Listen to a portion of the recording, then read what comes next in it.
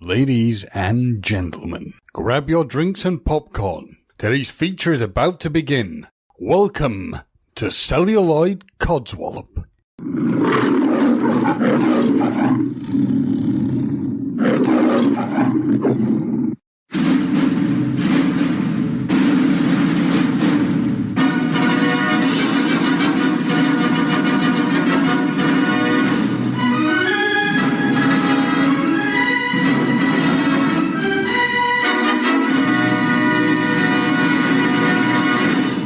Hello, welcome to this week's Celluloid Codswallop, and it's an episode with me and James again. So, hello. James, hello, yes, you beat me to saying hello to you. How are you, James? Oh, I hate you. To explain, this is Salty Tadpole. This is not just the usual level of hate and disdain James has for me. It was suggested by him that we would discuss the films we hate, and I chose a stinker. It's not that I wanted to discuss films that we hate. It's that I wanted to show the Salty Tadpoles that we weren't just going to review all the films we liked, and that I wanted to make sure they understood that we can be critical. Yes. I didn't, because all the films we've done so far have all been films that we both enjoy to a certain degree. True. So I wanted to make sure we have to do at least one where we hate it, and you managed to pull from the depths of hell. Mm-hmm. Quite possibly one of the worst films ever, and I've watched Neil Breen's films. Oh, God. Really? Yeah. Yes, we will have to discuss that at some point. I really want to see some of this stuff. Yes. So, for Salty Tadpoles who've listened for a while, they will know that Joanne and I did a review of Catwoman, and that was pretty lackluster and tricky. Oh, this has nothing on Catwoman. Catwoman is a Citizen Kane-esque production compared to this. As I said to you, the film we are about to discuss makes Uwe Boll look like Steven Spielberg.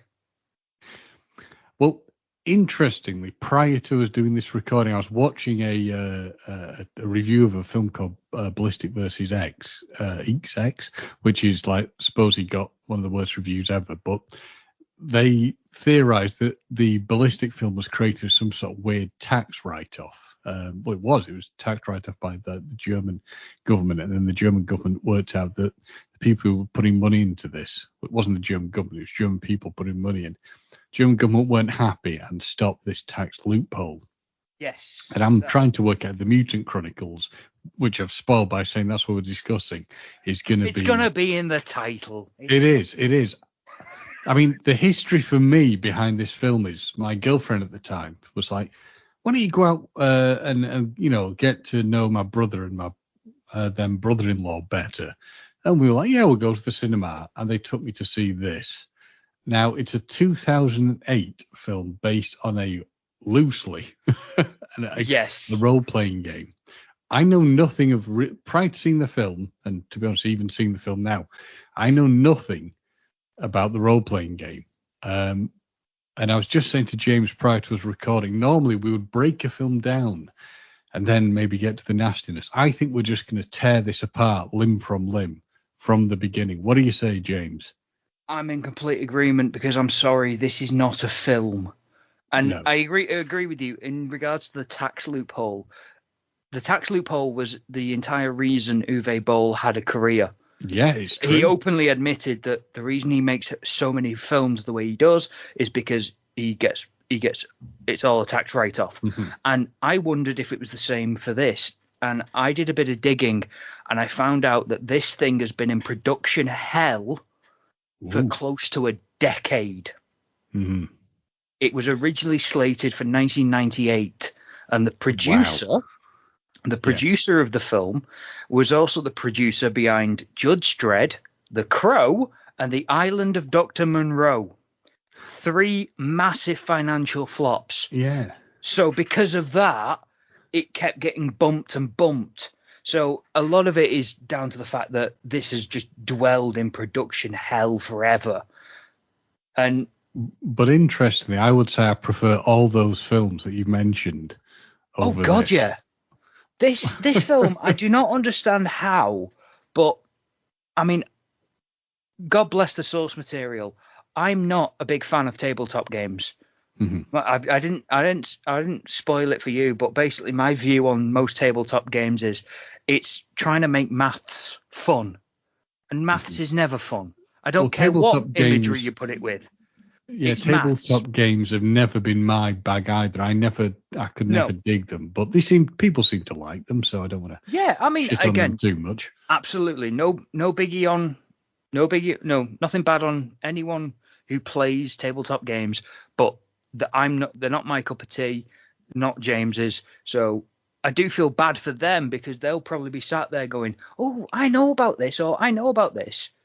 But again, like you said, it's so loosely based. I don't know whether it's a fault of the source material being poor, or is it just the fact that the film didn't care? I mean, it's strange because the people I went to see it with, I think Were they had fans? somewhat. I believe. I mean, we're talking obviously quite a while ago now.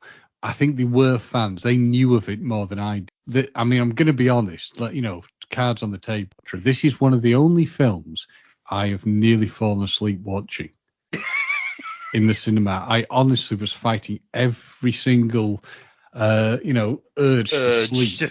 And I was thinking at the time, because I was tired, I had a long day. Well, that would have had some impact. But I've got to be honest, when I did the rewatch prior to this, it was really difficult to just stay focused on it. I mean, I don't know if you found the same thing. I was and I wasn't, in that my fury and anger powered me through. In that it was one of those things of I hate it so much. It's like a car crash. You can't look away because I'm looking at things in the background. I'm looking at things like that. So as well as the fact that, again, I couldn't tell you what actually happened in it. I can, but it's like I remember looking down at the counter and going, "There's no way it's been an hour. I feel like we've done 20 minutes of content here." But so it was a strange thing because when you watch it, when it opens, it's kind of, you think you're watching like a World War II epic, and it's to give you like the distant future. Yeah, to give the Salty Tadpoles a bit of clarification, it's set in the year 2707. But as James said, the opening scene is very reminiscent of World War One, even. True, actually, yes. Trench warfare. Yeah. But because the whole idea is it's set in the near future, but it's very steampunk based. It is steampunk. So all of Earth's natural resources have been devoured, which is why we kind of devolved back to steam, because anything could burn. So, but things like fuel has all gone, and the continents have been split up into 4 quarters now, and they're all at war over the remains of Earth. And during the opening fight, they unveil what's known as the Machine, and it's like a terraforming machine. It turns humans into mutants, who then run amok and start seizing soldiers from the battlefield to throw into the machine, which it then turns into more mutants, and so on and so forth. And we open on a battle with what I would say is 2 of our main characters. You wouldn't know it, but and this is the other thing that gets me. I don't understand how this film got made, because it's got some big names in it. We've got. Well, that's the thought I had when I watched it. And to give the Salty Tadpoles an idea on this film, it's visually and in the style it's produced, it's of the Sin City ilk, where it's all kind of background computer generated stuff. And to give the port, and we'll get, and I'll hand over to you on this, James, to give the cast, who are actually a good cast, I've got to give them some, credit. I suspect working against this computer background, which would be a lot, would be tricky. But the thing is, whereas Sin City was kind of visually cool, the problem I have with this film is it's so damn dark. Yes.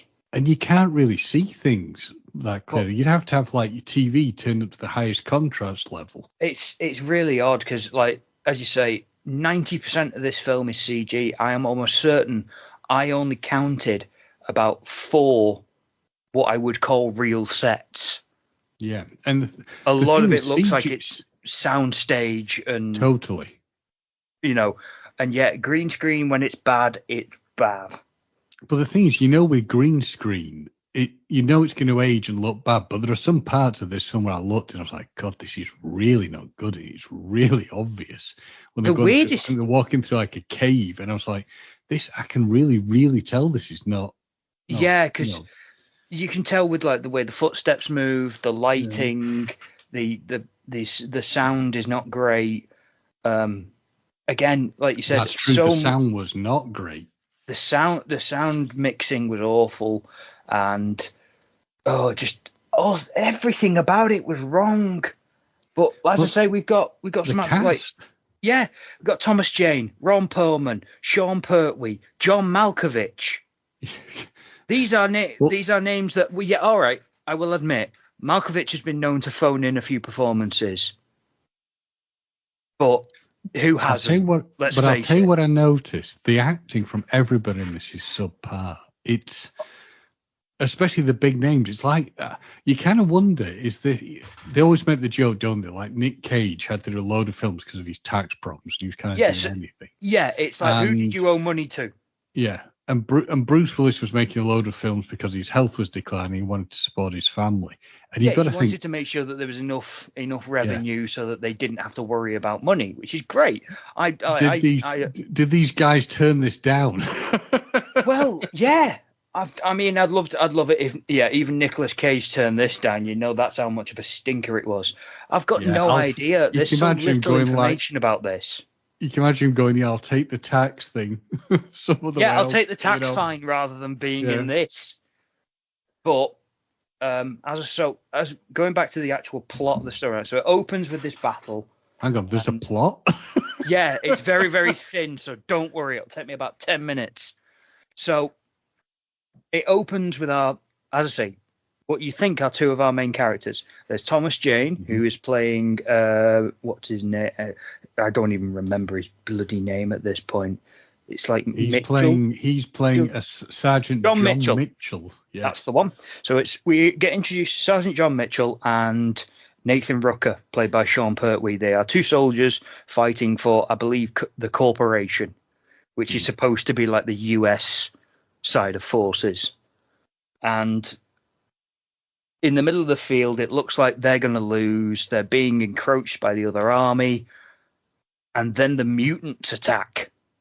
So we find that during the battle scene, the horrific CGI battle scene, they've got, because the reason I said World War I is they make big use of artillery.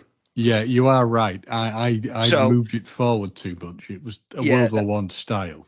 Yeah, so howitzers open up and they blow a seal off this huge, basically bottomless cavern, and the mutants just start pouring out. Where those mutants came from, who knows? It's not important. The movie doesn't care. You don't have to either. So the mutants are released, and during the opening credits, it's all voiceover by, once again, Mr. Perlman. He loves doing voiceovers because, let's face it, he's got the voice for it. But he's got a very strange accent in this. He can't decide whether he's Irish or American. Yeah. He slips between the two. I was going to ask you, like, what accent did you think he was going for, or was he just having a stroke? I was starting to wonder the contents of the script. Yeah, I started to wonder he's trying to go Dutch at some point. Well, the annoying thing is as well, we know that Ron Perlman is capable of it, because film he did where he played the monk who's like, he spoke like 4 languages in that, and everyone said he was really good in that. So what happened here, I'll never know. Yeah. I mean, the strange thing, if you jump forward, and I will do this because, frankly, with this, I've lost the urge to have any kind of discipline on discussing it, is that a really good example of how well Ron Perlman and Thomas Jane could work together is when there was a fan film sequel to The Punisher. Dirty Laundry. Dirty Laundry, and that's great. That shows how well they could have worked together. It's absolutely amazing. Like, again, I'm glad you brought it up because it means I don't have to think about Mutant Chronicles. But no, Dirty Laundry was fantastic because it was that thing of it's almost like a what if. It's like, what if Thomas Jane had been given a second chance at Punisher? And as you say, they do really well. Perlman's in a supporting role. He does great. Thomas Jane just knocks it out of the park. But in this, I hated him. I hated it. I hated his character because it's like, this is our protagonist. What does our protagonist do in the first 15 minutes? He abandons Sean Pertwee's character, Nathan Rucker. He abandons him and just flies off when the support helicopter, and he screams, "There's no one else, take off," and leaves him to the mutants. True. And what annoyed me as well was, I'm like, okay, so his character is now the villain. Nope. Because at first I thought they leave him to it, and then they showed a mutant, but not in silhouette. So I thought, have they converted him? But because he stood his ground and fought to the last man, maybe he's kept some of his, has he become a new, officer mutant? And I thought, that might be an interesting idea. But as I say, the plot moves on, so we don't get 5 minutes. Thomas Jane goes back, acts like nothing's happened, and then we get another cut to Ron Perlman's scene where he is once again a monk, Brother Samuel, and they're reading about how thousands of years ago in this timeline they sealed the mutants away, and that war has released them once again. So he pleads with all of the leaders. We need to get a force. We need to stop this machine, otherwise humanity will be doomed. Instead, all the corporations decide, nah, we're just going to shoot off to Mars. So there's a thing where Brother Samuel goes, okay, give me a load of passes to the Mars ships and I'll recruit my own team. So he goes around and picks up all these soldiers by offering them, here's some tickets for the Mars ships. If you come on this suicide mission, you can give these tickets to whoever you like. And Thomas Jane gives them to Nathan Rucker's wife and daughter. Yes, because he has a scene with them. I mean, it's all. Yes, he goes to their house to admit that he's missing in action. It's all desperately aiming to try and say, yes, we're like the classic American war film at this point. That's the big push. And everybody smokes in this, which I found quite interesting. Yeah, but none of the cigarettes are real. Did you notice? I did not, no. All the flames are CGI. Dear me. Just like everything else. The muzzle flashes are CGI. The gun props are clearly not real. It's that level of production. But yeah, it always reminded me of Saving Private Ryan. We get the intro scene at the beginning where Mrs. Ryan gets all 4 letters. The youngest is the last survivor. It's that kind of thing of he goes and tells her that, he was lost in action. Doesn't admit that he abandoned him. Just tells her, oh yeah, he's gone. And then he meets Brother Samuel in a bar where the barman evacuates but doesn't kick him out of the bar, which was I thought that was quite funny because I'm like, yeah. To be fair, life for a drunken Thomas Jane. Yeah, no, leave him be. I mean, it's the damnedest thing. So you said there's a good cast, so we cut to as it's progressing onwards. We get to see John Malkovich's character, who's I really think he was just bored, and I think he did very well in this because he did all this work in 2 days. I feel like the entire production took 2 days. I'm not joking. He sat in a chair and then he stood up in his next scene. He has about 15 lines grand total, and his death scene. Oh, that was almost funny, Yeah, he's just surrounded by. He's like, do you at least have a name? Charming. And then obviously, it shows that everything's getting overrun, and so we get the B team, as I like to call it, because there's no way we're calling them the A team. Definitely not. Made up of quite possibly some of the strangest people that they've tried. Like, they've got so it's Thomas Jane, a fellow American soldier called Jesus, who for some reason Ron Perlman's character keeps calling Jesus. Keeps calling him Jesus. That. And I'm like, dude, you've been corrected like 3 times. Come on, now you're just doing it on purpose. Just to wind him up. Yeah, and then you've got Corporal Valerie Chinois Duval, who is that was good casting. That's Devon Oki. Devon Oki, who this was her last film. Yes, I noticed that, but they probably were like, "We'll cast her because she did really well in the CGI fest, the Sin City films." Yeah, but again, she does the best with the goods provided kind of thing. Yeah, yeah. Then we've got Lieutenant Maximilian Emil von Steiner, your stereotypical German SS officer stereotype. Then we have Severin, who is played by Anna Walton, who was Princess Nuala in Hellboy 2. Interesting. So I think that's the link. Yeah. So Perlman's worked with her before. She plays a nun who's under a vow of silence, who's very good with swords for some reason. Yeah, that's the other thing, isn't it? Swords play a big part in this film. So. Yeah, and then we've got Corporal Jumba Kim Woo, who is known as the Shark. He's got like 600 confirmed kills, and he's technically like a war criminal, I think. Yeah, he's covered in like weird tattoos, isn't he? Fish. He's covered in fish. Yeah, yeah. One for every kill. And then we've got Captain John Patrick Maguire, who's played by Stephen Toussaint, who's been in a lot of things as well. He's a really good British actor, but he's been in a lot of smaller things. He was also in Judge Dredd. Yes. No, the original Judge Dredd. Stallone one. Yes, he was. But you never saw his face. Mm-hmm. But he's also in the House of Dragons. Ah. He's Corlys Valerian. So, again, big names, good actors. They don't. It's just so frustrating. So some people have survived this film, career-wise. Others have not.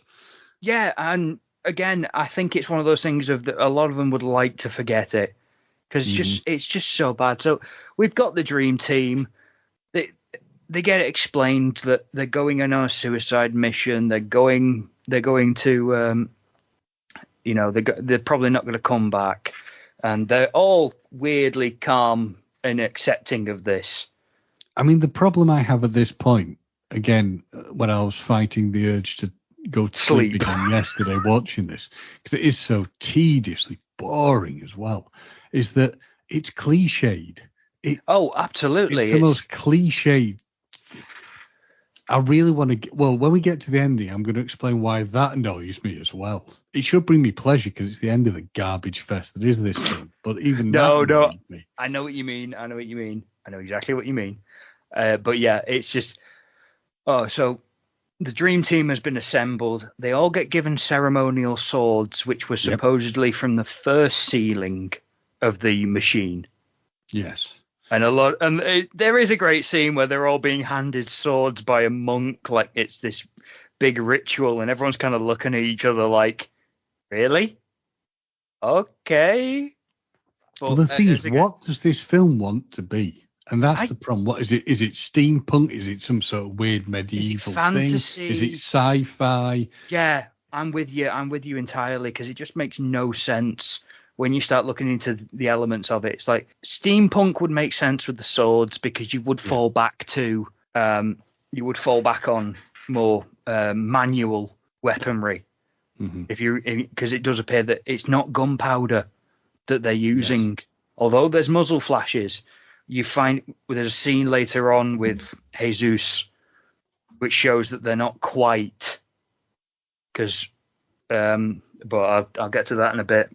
So They all gear up. We get all that. They doing the usual banter in the dropship as they go into the location. Trying to rip off aliens, I suspect. Again, banter amongst the battle ready people. Yeah, every ensemble movie where they have to introduce everyone, get a little bit of their background, but not too much, just a little, just enough. Just enough to know that there's going to be some conflict between these characters. Very true. As you said, it's just so bloody ham-fisted, and I can't get over the fact that no one wants to be. Feels like no one wants to be there. They're literally just reading their lines. There's no emotion. But the dropship gets interrupted. You could almost imagine that what's happened on this is that a lot of these people might have been contractually obliged to make this. That's something else I was thinking. Is this a case of there must have been a clause in a contract somewhere, like you're obligated to do this? Like I don't know. There's just we'll never know as well, because I struggle to find any information on this. So did I. It was very limited. Really hard. IMDb. Yeah. I'll tell you the one thing that I enjoyed in this film. There's a bit when they're on one of the ships. End? Because there was that, but there was one part that I did that at least made me laugh, which is where basically the ship is like, it's like they've got a bus conductor, and he's saying you've got to stand behind the line. Yes, don't speak to the pilot. Stand behind the line. Don't touch anything. But you find out that's because technically the pilot is from one of the enemy. It's from one of the enemy nations that were directly in conflict with Thomas Jane's character. So it was kind of there's still a bit of wartime issues there. But the dropship gets intercepted we find out that the mutants can fly the ships. Yeah, I love this, because I'm like, we've had another layer of wackiness to this film. Because it's weird. They clearly identify it as a civilian ship. So they're trying to contact it over the radio. One of the crew goes up to the gunner's position, which is a very, very strange gunner's position where the gun is next to him, but he has what is the equivalent of like a one-man tent entirely made out of glass. 360. Yeah. It's poor design. And he's like taking pop shots at it to try and get it to veer off course. And there's a weird zoom in on the pilot to show it's a mutant. Yeah. And throughout the whole thing, I'm just like, okay, but you've shown that it's not an infection. These things have to be made in the machine and then pulled back out. How did it get on the ship? I could understand if it was an airborne infection. So it's like someone gets infected, gets on the ship, spreads the infection. That would make sense. But this is, no, a mutant somehow got onto one of these ships. It was either full of people and he killed them all, or it was empty, in which case, who leaves a spaceship lying around? Either way, mutant takes out the team. We lose one of the team. We lose Captain Maguire almost immediately because they have to jump into an escape pod, which is, again, very reminiscent of your stereotypical... this is very much from video games, like it's a drop ship. So they're all on the walls, and they're all strapped in. They lose their first parachute, so they have to wait to deploy the second one. They're arguing about when it should be done. And as they're arguing, they fly through a skyscraper, which wounds the captain. You'll notice, but it does help slow them down. You notice, Tapples, that James is actually talked about this, which in far more detail than I can, which I'm happy with, because I hate this film so much. You don't want to commit it to memory. I know. But I'm being very serious. I honestly think I blanked. Even I watched it yesterday, and I honestly I think I blanked huge sections of it from my mind. No, it's as I say, it's only because I was making notes for it that I am able to do this. If I had just been sat watching it, I wouldn't have been able to do it. But again, so dropship land, the escape pod lands, the captain's mortally wounded. So Thomas Jane hands him a grenade. Do you remember? So they all gear up and they're like, right, we're off course, so we're going to have to make it over to this location. And just as Tom Jane lights a cigarette, the grenade goes off in a really anticlimactic way. Yes, Like that is poof. very true. Like a poof. Now, in theory, ironically, it's anticlimactic cinematically, but it's actually very on point for realistic. Grenades don't explode into a giant ball of flame. There is just a small explosion because it's the shrapnel that kills you, not the explosive. So it does. So from a real world point of view, that's fine. But again, more CGI, and it's so bad. There's no depth. Yeah, is to this the CGI? CGI? No, this is the city just before the cave. Oh, right. Because in fact, I remember that. You see overhead shots, don't you? Yeah, These, yeah. quote, You get unquote, the city. of them running down the war-torn streets, and it's clear that there's only maybe a couple of pieces of rubble on the green screen. Everything else is CGI. Yeah, and then it cuts to there are survivors. There are people there, and they're being exploited. By the people. You got who I like to call the knockoff Key and Peele. They're meant to be humorous, I think they're supposed to be like a comedy double act, but I've never heard of either of them. I think I recognise the guy who's English from something. The big guy. Yeah, but I don't know where from. I think his name is Curtis Walker, and he's done a couple of comedy things, and he was a young actor. He was in some CBBC stuff. He was in some other stuff, and he was the warm-up act at the 2012 Olympics. Wow! So that may be where you know him from. But yeah, I'm glad to see he got to do something good. Again, they survived. They survived filming this. God knows how. So yeah, these two guards are auctioning off seats and doing usual despicable things of a husband and wife bid on a seat. The wife is allowed on, the husband isn't. He argues. They imply that they're going to sexually assault this woman before they shoot him in the head for protesting. So, and we see all this as the team are kind of off to the side because they're like, we don't have to get ourselves involved. We're on our mission. But no. But again, our hero. James, yep, they've got to be cliched. They've got to have, Thomas Jane walking up with his gun and being the cowboy with the white hat. Yeah, he doesn't even walk up with his gun out. He's got it on his back, and he just parts the crowd like Moses parts the Red Sea, and he just walks up to them, and he's just like, the ship will take everyone if you dump all the crap, all the shit. What are you going to do with it when you're off planet? The Curtis Walker's character, who's known as Big Boy, he starts giving him a bit of lip. Thomas Jane shoots him with his pistol. Because there's a weight joke, isn't there? What do you weigh? Yes, he's like, what do you weigh? And he's like 275, 330. Shoots him in the head. And it's like, right, well, that saved 330. How much do you weigh to the second guard? And he's like, 225. It's like, you'll get a lot more on if you throw out the luggage, won't you? Yeah. So it's that idea of getting him to comply and saving more people.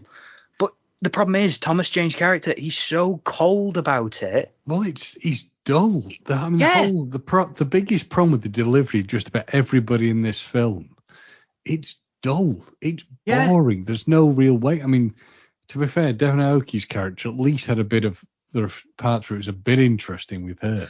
Yeah, she's very concerned about who they gave their passes to. Yeah. Because she explains early on she gave them to her children so that they would live in peace. Because they meant the world to her. So, and she asked everyone, who did you give your tickets to? And I don't think anyone ever actually tells her. I honestly couldn't answer. I'm sorry. I honestly cannot remember.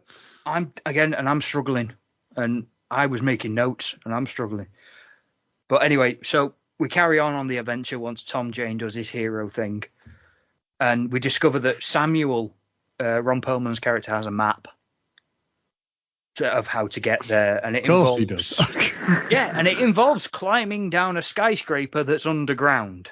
That's where we get the elevator scene where they have to abseil down. So they've got to abseil down. Ron Perlman panics because he thinks the map is wrong. because he's like, there should be a ledge here. There's no ledge here. We can't, because it's just a sheer drop at the end of this lift, and they've run out of rope. And then he accidentally knocks his kind of like abseiling gear and falls from the rope. Thomas Jane grabs him by his belt, but he's losing his grip. The belt's starting to snap, because it's a chain belt. So one of the links is starting to break, and you think, oh no, Ron Perlman's going to bite it. It's about right, because he's been in the film for 25 minutes. I don't think they can afford him till the end. Probably not. He's probably on like his last day of filming for these kind of scenes when they pop, when everything pops together. That's what you think.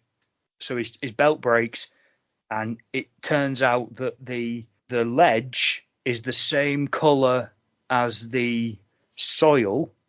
Thanks, crap CG. I was going to say that's not any clever, trickery of the film. That's just someone going, oh God. Yeah. I had to rewatch. I had to skip back a few times and go, are they really trying to pull that in front of me? Are they really trying to say that that's what's happening? It's a bit of rusted floor that looks like the abyss below. They were having a bad day with MS Paint that day. Yeah, I'm like, yeah, they are. Good God Almighty. So that's a little bit of a jovial thing of, oh, he's actually survived, and yay, we're on the right path. Then they get jumped by mutants again. Corporal Wu sacrifices himself by dropping... Grenade? No, he drops the lift on them first. Oh, of course, yes. Drops the lift with himself in it, where there's this hand-to-hand combat fight between him and a mutant in this decrepit old lift carriage. And when it hits the bottom, they think they've wiped out all the mutants, but they all just stand up. And that's when Wu's hand falls out of the lift, opens, and there's a grenade with the pin pulled. And there's a horrific, again, another bad CGI shot. It goes right into Ron Perlman's eye as the explosion is reflected in it, and it's supposed to... I don't know what they were going for. It's supposed to mean something. It doesn't mean anything. It looks bad. The question you hit, what you said there, James, is another bad CGI. Is there a point in this film where there's good CGI? Yes, when it ends. Yes. Because the CGI credits come up at the end, and then you're like, oh, good, it's over. But you're right. It just drags and drags, and it's fight scenes that seem kind of pointless, and then they get protagonist get. We never see, like, you never see different enemies. They all look the same, which is the hard part. Like, again, after the lift scene, we get another scene where we discover that Nathan from the beginning of the film is still alive. Yeah, I mean, hasn't been transformed, and he's still being dragged in the machine. When that happened, I was just like, what? I mean, I literally was just like, really? Yeah, he's okay. So everyone else is getting turned into these mutants, and he's still being dragged to the machine. Somehow is himself. Yeah, he's heavily wounded, but he's still himself. So Thomas Jane's character, Mitch, he abandons the other team to go get him, gets lost trying to get him out, and he then mercy kills Sean Pertwee, but does it in the worst way possible. They're sat down on the floor next to each other. Yeah, that scene makes no sense. I mean, he's like, he obviously makes Sean Pertwee's character fully aware that that his family are okay. Yeah. And then just he gets shot in the head, and I was like... But it's not even like, I'm going to let you have a minute. Thomas Jane just literally cold and calmly just pops him in the forehead like it was nothing. Yeah. And then just gets up and walks off. And the thing is, this again, it's a very bad cliche of obviously the failing to save, but there's a fantastic version of this in Gears of War 2. One of the main characters, he discovers that his wife has been kidnapped and tortured by an alien force, and he discovers her, and she's emaciated, she's lost all her hair, and your character that you play in the video game, Marcus Phoenix, he hands him a revolver, and it's beautifully shot of the other soldier with Maria, and he's holding her. He's crying. He's saying goodbye to her because he never gave up hope. And then as Marcus is walking away, you just hear the single gunshot, and like that is perfect. That's how you do it. What Thomas Jane did is just straight up murder. Yeah, because it wasn't even like Sean. It's not like Sean Pertwee was like, fading in and out of consciousness, laboured breathing. He was sat upright next to him. He hadn't even finished his sentence. It didn't even seem like it. Well, it didn't even seem like it progressed the plot, if I'm honest. No, it didn't, because it was the other thing as well of it didn't make any sense, because it's like, Mercy, kill me so I don't become one of them. That would make sense. But Mercy, kill me because you got me lost. No, that's just silly. But yeah, so Thomas Jane finally does it himself rather than abandon him like he did in the beginning. Meets up with the others, who in turn have gotten into another fight because our German officer fell off a beam, what must have been at least 20 feet, somehow survived, and ended up in a fist fight with a load of these mutants. So all the other members of the team decide to jump the same 20 feet down, survive naturally with no injuries because it's all CGI, and everyone forgets how big of a G. This is where Jesus dies, and Jesus dies because his gun overheats. And I think this is where the steampunk element comes in, because it's like a boiler explosion. You see the barrels glowing, and the German officer tries to warn him. Jesus can't hear him over the fighting. The gun explodes. It blows Jesus in half. You just see a pair of legs on the floor. The German officer gets burnt down like half his face. He gets stabbed in the arm by one of the mutants. Devon and the nun survive, but with some injuries, and Samuel gets stabbed through his holy book, which is like a Bible. But the holy book has been giving them directions. It's how to do everything, and he gets stabbed right through it, does the stereotypical thing of falling apart. Thomas Jane comes in almost too late. They fight off the mutants, but obviously they don't know what to do. So Thomas Jane collects as many of the pages as he can, goes to the nun and says, "I need you to read this," to which she replies, "I can't read." Oh yeah. I mean, like, okay. It's getting mad at this point. I mean, they're trying to unlock some sort of, I don't know, key that they're told will solve everything, but they can't get it to work. They're told that they were given a device by the church at the beginning and said there is a key. Once you put this device into the core of the machine and turn the key, it will destroy the device. That is what they're led to believe. What actually happens is we finally get to the core of the machine where they're installing, where they install the device. Mitchell has been half turned into a mutant because he discovered. That's the other thing. Everyone gets turned. Everyone either gets turned or he's completely dead. The German sacrifices himself so that they can get into the core. He blows himself up with the grenades and salutes. So we've only got Devon, the nun, and Mitchell left. Mitchell accidentally falls into the mutant making machine, which straps him down, but he manages. I mean, that in itself is just It's and you've got the weird messed up brother Samuel, who and you get like the CGI arm that is supposed to be trying to mutate him, and he's manipulating it because it's got a laser pointer, so he gets it to smash his own shackles. Like he gets it to smash the shackles on his wrist. There's a laser that only shaves half the side of his head for some reason because he turns his face, so it only shaves half his head rather than all. They obviously want him to still look kind of recognizable, don't they?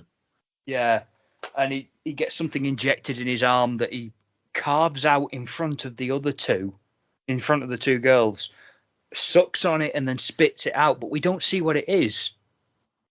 And it's like, I'm not one of them yet. So we also have to we also have the weird standoff, don't we, between Severian and Brother Samuel, where is she trying to save him, or it's a weird thing? And she's convinced that he's still in there, like that he is still Brother Samuel. So they're all fighting on this pedestal, which has got one point of entry that spins and spits fire. So in theory, if they stay where they are, most of the mutants who try and cross either get set on fire or fall down, because again, it's a raised platform in just an abyss of nothing, and it's all bad CGI smoke effect to make it look like, and it's, as you said, it's so hard to tell what's going on. But unfortunately, we lose Devon. She gets stabbed and thrown off. I think she throws herself off with one of the mutants to save the others. And then Cerulean, she dies as well because she's killed by Brother Mitchell, by Brother Samuel. So Samuel and Mitch are the last two. It turns to a fist fight. People. Yes. Well, mutant versus half mutant. Let's see where this goes. And it turns out all along that the key is the end of one of the swords. Yeah. Specifically the one given to Mitchell. Yeah, which he then knives. So he stabs Samuel through the chest. And if you notice, doesn't even line up, because they do this weird wide shot of Thomas Jane rotating his blade on top of Samuel. And then obviously there's some sort of prop turning it below Ron Perlman's body, but the two aren't synced up. So it's just really jarring. So he turns on the machine. It turns out that the machine is actually a spaceship. Yeah, I'm only laughing because I remember how awfully just cliched and crappy this is. Thomas Jane jumps into the abyss, which turns out to be above a giant pool of water. Isn't that lucky? Yeah, he's also told to have faith, isn't he? Yes. Yeah. Again, Mutant Samuel, his last dying words are to have faith. As he jumps from the rocket, as we find out, into a pool of water that was beneath the machine. Which he crawls very lucky. He crawls out onto the incredibly lucky, almost like it was written that way. And he crawls out onto the side, tries to light a wet, crooked cigarette, fails, and just closes his eyes. And we get this last panning shot of the ship taking off. And oh no, the ship is headed towards Mars. I couldn't care less. Yeah. The other thing is to show how tough he is. I think he swears after he's unable to light his crooked cigarette. But it's the thing that really annoyed me. So I was like, so that's it. That's the ending. I should probably be grateful that was the ending. There's no more of the film to put up. It's poor. What makes it worse? The budget was $25 million. Yeah. And do you know what its box office was? 2.1 million. Correct. Boom. Box office failure. Again, this isn't just a box office failure. This is just an abomination to filmmaking. You have so many key ingredients. Like, again, it's built on an established mark in that there is a tabletop game. People knew. Yeah, and some people knew. You could have leaned into it. The grievous amount of CGI usage in this thing is just absolutely apocalyptic. Because, as you say, it is bad. It's dated. There's no depth to it, so it looks very flat when you look at it.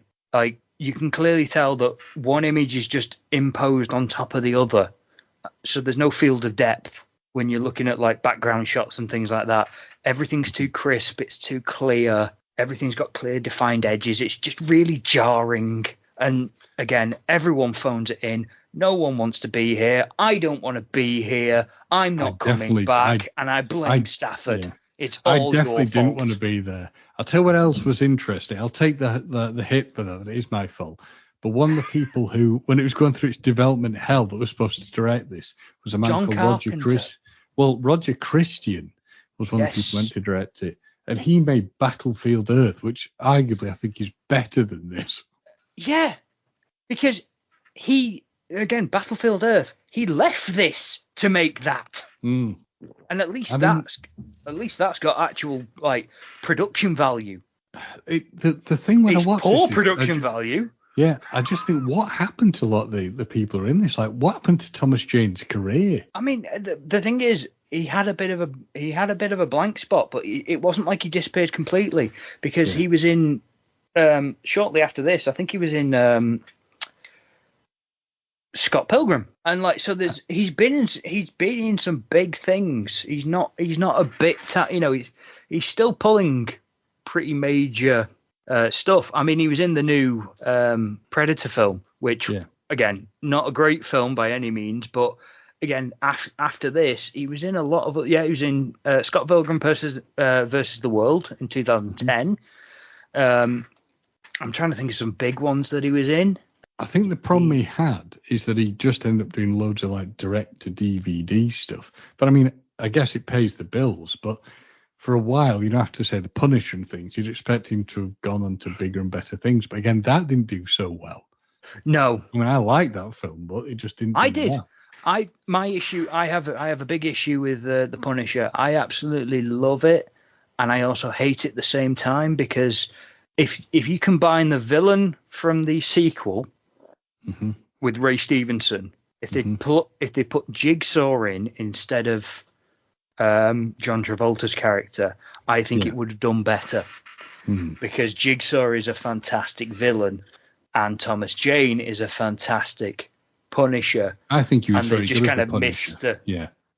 I think he's. I genuinely think Thomas Jane is better than John Bernthal, because I'm probably going to get flack for that, but John Bernthal, I just don't enjoy it. I don't enjoy his work, and all the characters I've ever seen him as, he just seems to thrive in making me want to hate him. I hate him in The Walking Dead. I hate him in the Punisher, in the Netflix Punisher, because he just seems to. It's the anger. It's just like, no, Frank was calm about it because he was passing judgment. That was the whole point. It wasn't because he had a bullet in his head and he was just permanently angry. It's because his wife and kids got killed and nothing done about it. Very true. We've gone off topic here, James, but what would you ever suggest?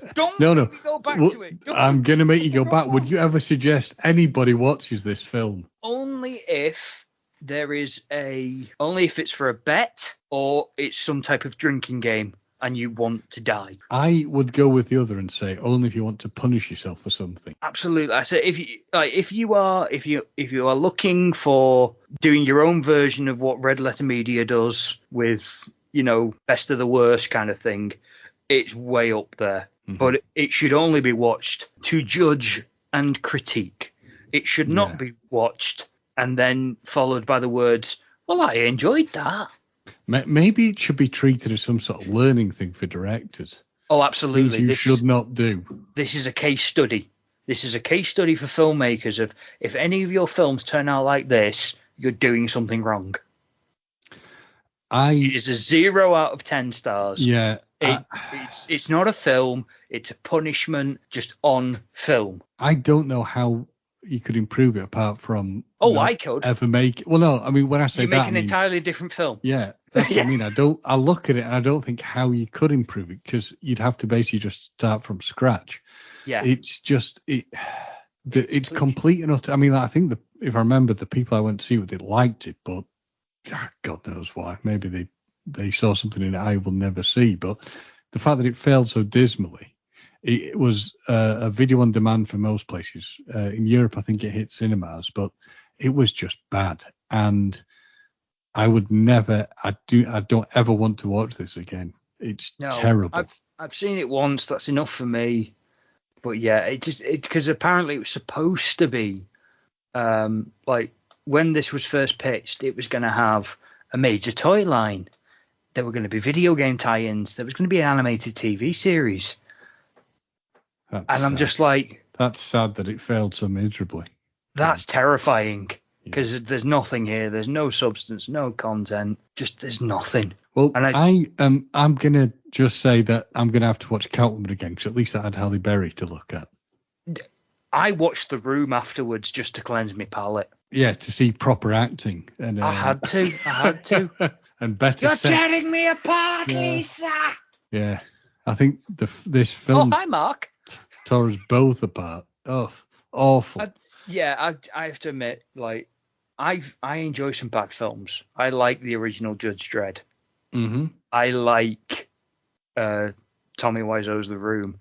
I have like some of my guilty pleasures. This is not a guilty pleasure. This was just infuriating throughout. I agree, and I would say we've been talking of Celluloid Codswallop. Absolutely. I am really impressed. We've actually managed to do an hour. I know. Just under an hour. We were aiming for 45 minutes.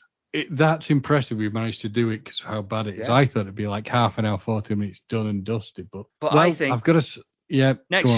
Next movie has to be a Tadpole suggestion. So please, when we post this and we post it on Facebook, on Twitter, please post in the comments and on Instagram. Give us your suggestions. Whichever one gets the most likes, the most thumbs up, we'll discuss it amongst us and we'll set that up for our next one. Because I just we would love to see what your tastes are like. I just want to say thank you for going through this hell with me, James. It's always a problem shared. The debt you owe me will know no bounds. It's going to be bigger. It's going to be bigger than the gross debt of countries, I think. Oh, absolutely. You are my bitch till the end of time. And on that bombshell, I think we have been definitely talking of Celluloid Codswallop. Absolutely. So I've been James, and so have I. Thank you, James, for going through this awful experience with me. It may never, ever, ever happen again. Yep. Let's hope so.